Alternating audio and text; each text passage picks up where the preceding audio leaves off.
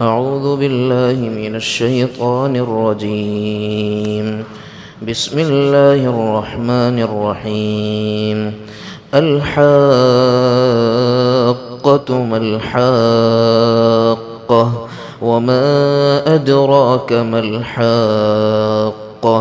كذبت ثمود وعاد بالقارعة فأما ثمود فأهلكوا بالطاغية وأما عاد فأهلكوا بريح صرصر عاتية سخرها عليهم 7 ليال و8 أيام حسوما فترى القوم فيها صرعى كأنهم أعجاز نخل خاوية فهل ترى لهم من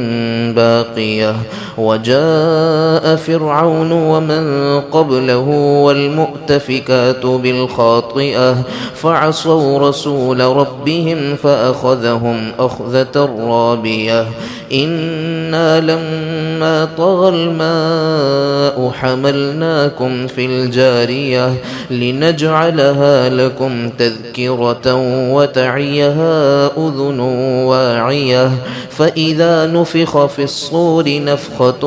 واحدة وحملت الأرض والجبال فدكتا دكة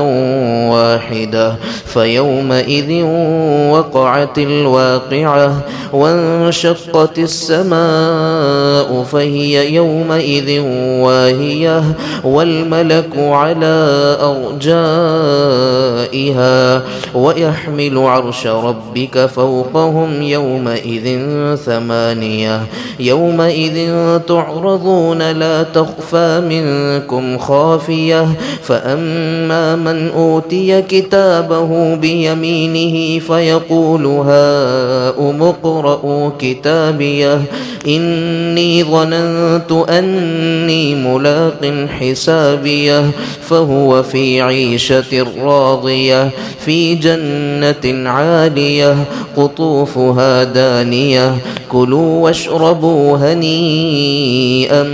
بما أسلفتم في الأيام الخالية وأما من أوتي كتابه بشماله فيقول يا ليتني لم أوت كتابيه ولم أدر ما حسابيه يا ليتها كانت القاضية ما أغنى عني ماليه هلك عني سلطانيه خذوه فغلوه ثم الجحيم صلوه ثم في سلسلة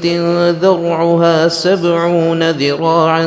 فاسلكوه إنه كان لا يؤمن بالله العظيم ولا يحض على طعام المسكين فليس له اليوم هاهنا حميم ولا طعام إلا من غسلين لا يأكله إلا الخاطئون فلا أقسم بما تبصرون وما لا تبصرون إنه لقول رسول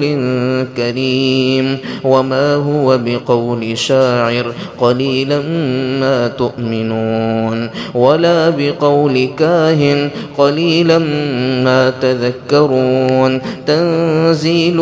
من رب العالمين ولو تقول علينا بعض الأقاويل لأخذنا منه باليمين ثم لقطعنا منه الوتين فما منكم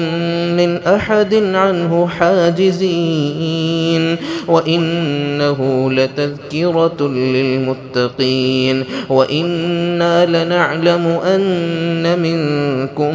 مكذبين وإنه لحسرة على الكافرين وإنه لحق اليقين فسبح باسم ربك العظيم.